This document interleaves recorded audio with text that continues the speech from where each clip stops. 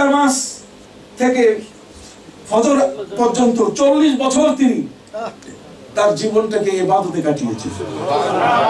পানির পাশে বসাই দেওয়ার পর তিনি বলছেন যে এখানে উযু করবো না, এখানে গুনাহ ভাসতেছে। ইমাম আবু হানিফা কতক্ষণ না, যিনি 100 বার আল্লাহর নূরকে দেখেছেন, সেই ইমাম আবু হানিফা রাহমাতুল্লাহ আলাইহিকে নিয়ে টিটকারি করে, মস্করা করে, কতক্ষণ তাকে নিয়ে বাজে কথা বলে। অথচ নবী করিম সাল্লাল্লাহু আলাইহি ওয়াসাল্লাম বলেছেন তার হাদিস যে সারা পৃথিবীর সমস্ত জ্ঞান যদি লুকিয়ে যায় সুরাইয়া তারকায়, ওই মুশতারা তারকার মধ্যে লুকিয়ে যায়, তাহলে পারস্য বংশোদ্ভূত একজন যুবক সেখান থেকে সেই জ্ঞানটাকে উদ্ধার করে মানুষের কাছে বিতরণ করবে। অতএব তিনি হাদিসের কিতাব লিখেছেন, কিতাবুল আসার, বিশাল বড় সেই হাদিসের কিতাব লিখেছেন ইমাম শাফি কিতাবুল ইমাম আহমদ বিন হাম্বল, যার নামে হাম্বলি মাযহাব, তিনি আমার নবীর প্রায় 9.5 লক্ষ হাদিসের হাফেজ ছিলেন। ইমাম বুখারী হলেন 6 লক্ষ হাদিসের হাফেজ, আর তার ওস্তাদ হলেন 9.5 লক্ষ হাদিসের হাফেজ। কত করে? তাহলে ইমাম আবু হানিফা জন্ম নিয়েছেন 80 হিজরি সনে। আমার নবী বলছেন বিদায় হজের ভাষণে যে আমার সাহাবীরা 100 বছর বাঁচবে, 100 বছরের পরে আর আমার কোনো সাহাবী থাকবে না। এখন আপনি এই শব্দটাকে কেমনে বিচার করবেন বলেন? নবী গায়েব জানে না, কি জানে? নবী বলছেন 100 বছর পরে পৃথিবীতে আমার আর কোনো সাহাবী থাকবে না। ঠিক 100 বছর যেদিন শেষ হইল, সেদিন তার সর্বশেষ সাহাবী হযরত তুফাইল আল-আমারি রাদিয়াল্লাহু তাআলা ইন্তেকাল করেন। নবীর সর্বশেষ সাহাবী সেই দিন ইন্তেকাল করেন যেদিন 100 বছর কি হইছে? পূর্ণ হয়েছে। আমার নবী তো সেই নবী। কথা কি বুঝতে পারছেন? সেই নবী, প্যারা নবী রাসূল কারীম সাল্লাল্লাহু আলাইহি ওয়াসাল্লাম, তার সর্বশেষ সাহাবী 110 হিজরিতে ইন্তেকাল করে। তাহলে ইমাম আবু হানিফা জন্ম নিয়েছেন 80 হিজরিতে। তাহলে 80 হিজরিতে যদি জন্ম নেয়, তাহলে তিনি সাহাবায়ে কেরামের যুগ পাইছেন কয় বছর? 30 বছর। কত বছর? 30 বছর। তাহলে 30 বছর কি আমরা যদি এখন জানতাম রাসূলের কোন সাহাবী মক্কায় আছে, এমনি সৈয়দ সাহেবরা আসেন, তারা আসলে তাদের জন্য, আহলে বাইতের জন্য আমরা পাগল হয়ে যাই। কি বলেন, ঠিক না? যদি আমরা জানি যে উমরের মতো কোন সাহাবী বেঁচে আছেন, তাহলে আমরা কি থাকতাম নাকি? দুনিয়ার জমি বিক্রি করে হলেও দৌড়ে চলে যেতাম যে না একটু দেখে আসি নবীর সাহাবীকে। কি বলেন, ঠিক কি না? অতএব আবু বকর হযরত আবু হানিফা রাহমাতুল্লাহ আলাইহির মতো ব্যক্তি, তিনি কি রাসূলের সাহাবীদের সাথে সাক্ষাৎ করেন নাই? অতএব পর্যায়ক্রমে প্রত্যেকের উস্তাদ তিনি। সেই ইমাম আবু হানিফা 80 হিজরিতে জন্ম নিয়েছেন, 150-এ তিনি ইন্তেকাল করেছেন। 150-এ ইমাম শাফি জন্ম নিয়েছেন, 164 হিজরিতে ইমাম আহমদ বিন হাম্বল জন্ম নিয়েছেন। তখন ইমাম বুখারী পৃথিবীতে আসেন নাই। আমি তো ইমাম বুখারীর তার ইস্তেহাদ, তার গবেষণার উপরে আমি পিএইচডি করেছি, অর্থাৎ এমফিল করেছি বিশ্ববিদ্যালয়ে। আমার বাংলাদেশের মধ্যে সারা পৃথিবীতে এই বিষয়টার উপরে আমি একমাত্র গবেষণা করেছি। কারণ একজনে একটা বিষয় গবেষণা করলে ওই বিষয়টা আর কাউকে গবেষণা করতে দেওয়া হয় না। সে হয়তো অন্য আরেকটা নামে গবেষণা করবে, কিন্তু এই নামে গবেষণা করার কোনো সুযোগ নাই। অতএব ইমাম বুখারী রাহমাতুল্লাহি আলাইহি এত বড় একজন মহাপণ্ডিত, তিনি জন্ম নিচ্ছেন 194 হিজরি সনে। আর তার আগে কারা জন্ম নিলেন? 80 হিজরি সনে ইমাম আবু হানিফা, 94-তে ইমাম মালিক, 150-এ ইমাম শাফি, 164-তে ইমাম হাম্বল। এদের কি ইসলাম ছিল না? এরা কি মুসলমান ছিলেন না? জোরে বলেন, এরা কি মুসলমান ছিলেন না? এরা কি তারাবির নামাজ পড়েন নাই?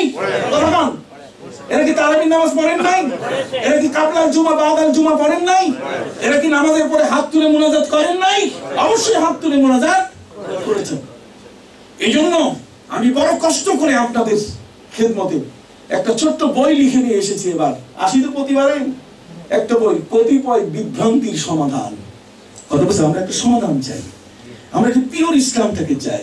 যে কারণে এখানে প্রায় 36-37টা এই ধরনের মাসলা, যেটাতে খুব গোলমাল গোলযোগ, এটার বাংলা ভাষায়, এটার ডকুমেন্টারি, প্রত্যেকটা হাদিস, হাদিসের বাংলা অর্থ লিখে লিখে আমি এখানে উপস্থিত করেছি দলিল দিয়ে, যাতে মানুষ যার ঘরে থাকবে তিনি যেন ঘরে একবার চশমা লাগাইয়া যদি তিনি পড়েন, তাহলে হয়তো বা তার বড় সহজ হবে একটা বিষয় সম্বন্ধে সমাধান নেওয়া। যে যারা বলে হাদিসেই নাই, দেখি এখানে রেফারেন্স, নাম, কোথায় কোন জায়গায় আছে, কোন জায়গা থেকে নেওয়া হয়েছে, পারলে প্রত্যেকেই নেবেন। কয়েকটা মাত্র কিতাব আছে, $10 করে যদি সুযোগ হয় আপনারা নেবেন। আমি যে কথা বলতে চাই, ইমাম আবু হানিফা, ইমাম শাফি, ইমাম মালিক, ইমাম আহমদ বিন হাম্বল, ইমাম আহমদ বিন হাম্বলের জানাজার নামাজে 6 লক্ষ মানুষ শরীক হয়েছে। জিজ্ঞাসা করা হয়েছে এই লোকগুলোকে একটা আরেকটার সাথে চেনা যায় না, কে তারা? তখন বলা হলো ফিলিপাইনের যিনি, তিনি বলছেন আমাকে 25 দিন আগে স্বপ্নে দেখানো হয়েছে যে ইমাম আহমদের জানাজা পড়তে গেলে তুমি এখন রওনা হও। কাউকে 1 মাস আগে, কাউকে 25 দিন আগে। কন্যা সুবহানাল্লাহ। জগতের মধ্যে এই ভালো মানুষগুলো যারা আমাদের কাছে ইসলাম দিয়ে গেছেন, তাদের ইসলাম নাকি এখন পিওর ইসলাম নয়। কতক্ষণ না এরা এখন শর্ট কোর্স নিয়ে এসেছে, তারাবি নাকি 8 টাকা, অথচ তারাবি কি 20 টাকা। উনি বলছেন আমার পরে তোমরা আবু বকর উমরকে অনুসরণ করবে। উমর 20 টাকা চালু করে গেলেন, উমর বাদ, এই মৌলবী সাহেব আগায় গেছে অনেক বেশি। কথা কি বুঝতে পেরেছেন? সম্মানিত সুধী ভাইরা আমার, নামাজের পরে হাত তুলে দোয়া আছে কিনা? অবাক কাণ্ড, দোয়া দিয়ে গোটা জগৎ চলে এসেছে। পৃথিবীতে যারা পিওর ইসলাম আমাদেরকে দান করলেন, যারা মুস্তাহাব পর্যন্ত ছাড়েন নাই, এই সমস্ত ওলিয়া উলিয়ারা তারা হলেন আমাদের সবচেয়ে বড় অগ্রগামী ব্যক্তি। আল্লামা সাহেব কেবলা শামসুল উলামা আল্লামা আব্দুল লতিফ চৌধুরী রহমতুল্লাহ আলাইহি, ফুলতলি সাহেব কেবলার মতো ব্যক্তি, এই বিষয়গুলো তিনি ছিলেন অনেক বড় মাপের আলেম। কথা বল না, অনেক বড় মাপের কি আলেম। আমেরিকায় যখন তিনি আসেন তখন নিউ জার্সিতে তিনি প্লেন থেকে নেমেছিলেন। কথা বল না, প্লেন থেকে নামার পরে যখন তাকে নিউ ইয়র্কে নিয়ে আসা হচ্ছিল, পাশের স্টেট আপনারা সবই জানেন, নিয়ে আসা হচ্ছিল, তখন তিনি বলছিলেন যে তোমরা আমাকে নিয়ে যাবো কোন পথে? তখন তিনি প্রথম পা রাখছেন আমেরিকার মাটিতে, তোমরা কোন রাস্তায় আমাকে নিয়ে যাবো? ওরা বলছে যে এই 3টা লেন আছে, 3টা রাস্তায় আপনাকে নিয়ে যাব, তো তোমরা কোনটা নিয়ে যাও? একটা রাস্তা বলো। তোমরা বলছে যে আমরা এই পথ দিয়ে নিয়ে যাবো। উনি বলছে যে না, এই পথ না, অন্য পথ দিয়ে নিয়ে যাও। যে পথ দিয়ে তাকে আনা হয়েছে, খুব তাড়াতাড়ি তিনি পৌঁছে গেছেন। বাকি ওই পথে যারা তাকে আনতে গেছিল তারা বেশ 2 ঘন্টা 2.5 ঘন্টা পরে পৌঁছছে। তো জিজ্ঞেস করে তোমাদের দেরি হইলো কেন? ওরা বলছে যে পথে এত বড় একটা অ্যাক্সিডেন্ট হয়েছে যে যেটাকে হেলিকপ্টার দিয়ে সরাইতে হয়েছে। কতক্ষণ আল্লাহর ওলিদের চোখে তাকুম মিন ফিরাসাতিল মুমিন ফাইন্নাহু ইয়ানজুরু বিনুরিল্লাহ। কন্যা সুবহানাল্লাহ। বরাক ভ্যালি, বদরপুর, আমি সেখানে গেছি। বরাক ভ্যালি যেখান থেকে 2টো নদীর ধারা, একটা কুশিয়ারা নদী আর একটা সুরমা নদী। এই কুশিয়ারা সুরমা নদী যেখান থেকে, সেই বরাক ভ্যালির ওই নদীটা ভাঙতে ভাঙতে এমন একটা পর্যায়ে চলে আসছে যে এই পথে এটা পুরা রোড ভেঙে চুরমার, এই রোডটা যদি ভেঙে যায় তাহলে পরবর্তীতে যারা পার্শ্ববর্তী এলাকার মানুষ মারাত্মক ক্ষতিগ্রস্ত হবে। সরকার, ভারত সরকার এই জন্য সেখানে 5 লক্ষ রুপি বরাদ্দ দিয়েছে যে অন্তত নদীর পাড় থেকে সেখানে বস্তা ফেলে হোক, পাথর ফেলে হোক, কথা বল না, বা এরকম ব্লক তৈরি করে সেটাকে উঁচু করে অন্তত পানির আঘাত থেকে যেন ভাঙনটা বন্ধ করা যায়। আল্লামা সাহেব কেবলা ফুলতলি রহমতুল্লাহ আলাইহি, তিনি পাশ দিয়ে মাহফিল করতে যাচ্ছিলেন, যে যাওয়ার সময় বলছে সাহেব এইভাবে ভাঙতেছে, সরকারের বরাদ্দ, লোকগুলো তো মারাত্মক ক্ষতি হয়ে যাবে। উনি বলছেন ওয়াজ করে ফেরার সময় এই জায়গায় আমাকে তো নামাইও। ফেরার সময় ওখানে তাকে নামানো হলো। ওই নামানো অবস্থায় তিনি নেমে দেখলেন, দেখার পরে বলে একটা কাগজ দাও। একটা কাগজে কি লেখে উনি পেঁচাইয়া উনি বলেন ওই পানিতে দিয়ে দাও, এটা পাথর বেঁধে। ওই পাথর বেঁধে যে পানিতে ফেলে দেওয়া হয়েছে, তারপর থেকে যে ভরা শুরু হয়ে গেল, আর ভাঙে নাই। ওই 5 লক্ষ রুপি যেটা ভারত সরকার দিয়েছিল সেটাকে ফেরত দেওয়া হয়েছে। সম্মানিত সুধী, আপনারা তো রোজবেল্ট চিনেন। রোজবেল্ট আপনার নিউ ইয়র্কের রোজবেল্টে একবার আল্লামা সাহেব কেবলা ফুলতলি রহমতুল্লাহর সাথে যারা আছে তাদেরকে তোমরা দূরে থাকো, উনি পানিতে নামবেন। ওইখানে পানিতে নেমে ফেলছেন। এখন আপনি জানেন একটা নতুন মানুষ, আমাকে আপনি বলেন না একটা পানিতে নামতে, আমি তো 14 বার বলবো ভাই আমি তো জানি না, ডুবে গেলে তো শেষ, বাচ্চা কাচ্চা কানবে, তখন ওগুলো বুঝাবে কি? কথা বুঝতে পারছেন? আমাকে তো সহজে নামাইতে পারবে না, উনি পানিতে নেমে বসছে। 1-1.5 ঘন্টা পরে উনি সেখান থেকে উঠে মনে হয় গাড়ি থেকে ঘামে পানি ঝরতেছে, বলছে চলো। তার মানে হযরত খিজিরের সাথে তার কি কথা সাক্ষাৎ। মাঝে মধ্যে ওই আটলান্টিকের পাড়ে তিনি হারাই যেতেন। কতক্ষণ না আটলান্টিকে মাঝে মধ্যে কি আর লোক চোখের আড়াল হয়ে যেতেন।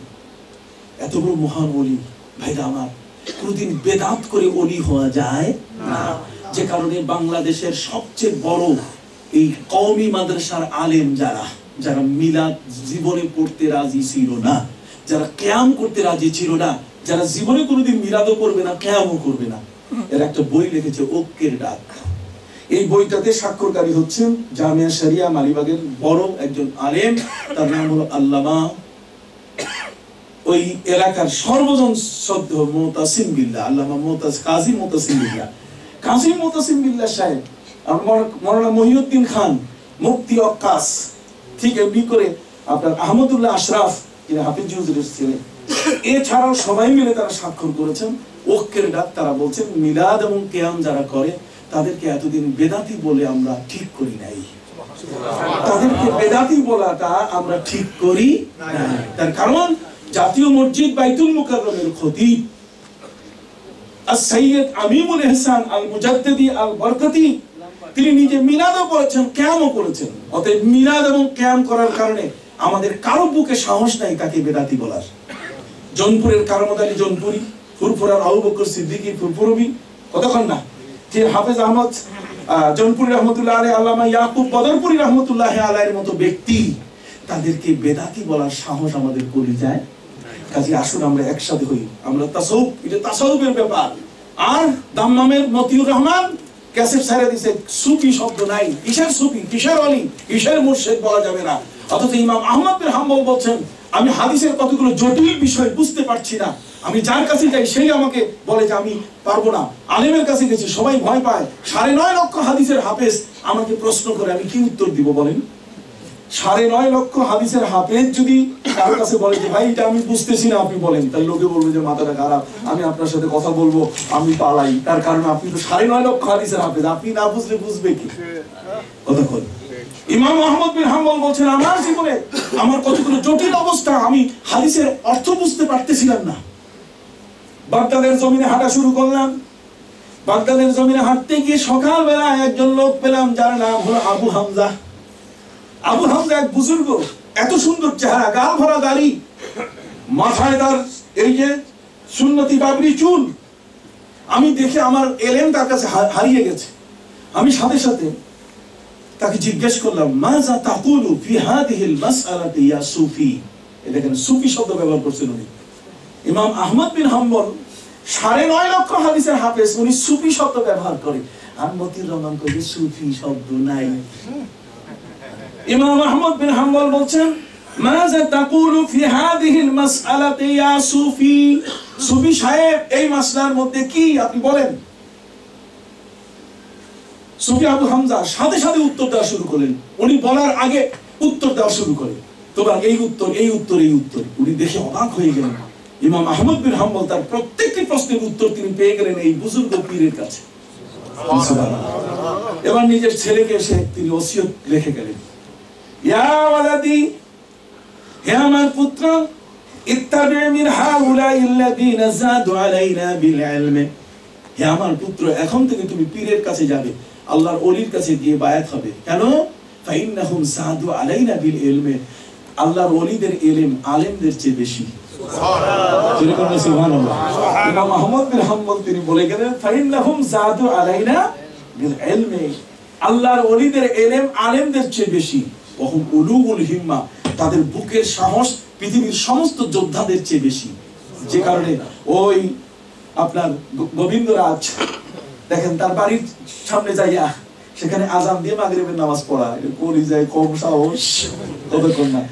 হযরত সুলতান সিলেট শাহজালাল আহমেদী রাহমাতুল্লাহি আলাইহি সেই গৌর গোবিন্দরাজ, সেই গোবিন্দরাজের সেই সুরমা নদী যেখানে সব বন্ধ করে দেওয়া হয়েছে মাঝি মাল্লা, আর সেটা পাড়ি দিলেন একটা জায়নামাজে।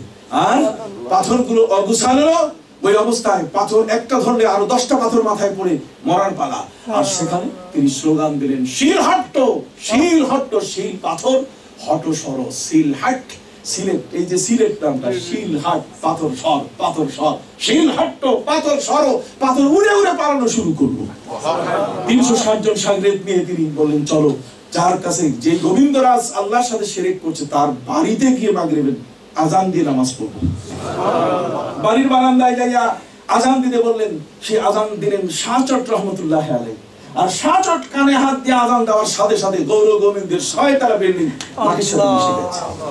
পৃথিবীর ইতিহাস, পৃথিবীর ইতিহাস। আপনি কি করে এই সমস্ত মহান ব্যক্তিদেরকে অস্বীকার করবেন? তাদেরই উত্তরসূরি হযরত আল্লামা সাহেব কেবলা কুলতুবি রাহমাতুল্লাহ আলাইহি। কথা কি বুঝতে পেরেছেন? আমাদের মধ্যে আমলটাকে তারা বাঁচিয়ে রেখেছেন, আমলটা দিয়ে গেছেন। না হলে যে মোল্লারা এখন আসতেছে এরা কাটটা কুটটা এটার একটু ছোট বানাই দিবে, কথা কথা এটারে শেষ করে ফেলবে, মানে কিছুই রাখবে না। ইসলামটাকে খাটো করতে করতে এমন এক পর্যায়ে নিয়ে এসেছে পুরুষ আর মহিলার নামাজে কোনো পার্থক্য নাই, কথা বল না। পুরুষ নামাজ পড়বে, সেজদা করলে একটা বিড়াল যাতে দৌড়াইতে পারে, কয় মহিলা ওইরকম একটা বিড়াল যাতে দৌড়াইতে পারে, কয় নাউজুবিল্লাহ। নবী করিম সাল্লাল্লাহু আলাইহি ওয়াসাল্লাম বলছে ইজা সাজাদাতিল মারাত ওয়া যাআত বাতনাহা আলাল আরদ, আমার নবী বলেন মহিলারা যখন সেজদা করবে তখন তার বুকটা মাটির সাথে মিশে যাবে। আল্লাহ সুবহানাল্লাহ। নবী নামাজ শিখিয়ে গেছেন, আরে মোল্লারা নামাজ শিখাই দিচ্ছে আমাদেরকে ভিন্ন ভাবে, কথা কি বুঝতে পেরেছেন? কাজী আমাদের এলার্ট হওয়ার সময় পিওর ইসলাম কার কাছে, আমরা আর অন্য কোনো দিকে যাব না। একজন মুর্শিদ একজনকে ধরে কত কথা, সবার ওয়াজ সবার কথা শোনা যাবে না, কথা বলেন, সবার ওয়াজ সবার কথা শোনা যাবে না। অতএব আমি আর আলোচনা দীর্ঘায়িত করতে চাই না। আগামী কালও আমরা আরেকটি সুন্দর বিষয়ের উপরে কথা বলবো, আপনারা ইনশাআল্লাহ আসবেন, কি বলেন? আসবেন কিনা? নিজেরা একটু চর্চা করে একটু কথাবার্তা বলি, নিজেদের মধ্যে একটু আলাপচারিতা, নিজেদের মধ্যে একটু কথাবার্তা হলে নিশ্চয়ই একটা সুন্দর একটা ডিসিশনে আসা সম্ভব হবে। আর কাজী আল্লাহ পাক রব্বুল আলামিনের দরবারে আমাদের বিশেষ ফরিয়াদ, আল্লাহ যেন আমাদেরকে বিভ্রান্তির হাত থেকে রক্ষা করেন, সকল আমিন। আর যদি সুযোগ থাকে তাহলে এইটা এখন নিয়ে নেবেন, অল্প কয়েকটা আছে আমার কাছে। আর আল্লাহ তাআলার কাছে আমরা ফরিয়াদ জানাচ্ছি আল্লাহ পাক রব্বুল আলামিন যেন সহি শুদ্ধ পথে আমাদেরকে প্রতিষ্ঠিত রাখেন, সকলে বলুন আমিন, সকলে বলুন আমিন। আর বিশেষ করে এখন বোধহয় দরুদ শরীফ হবে।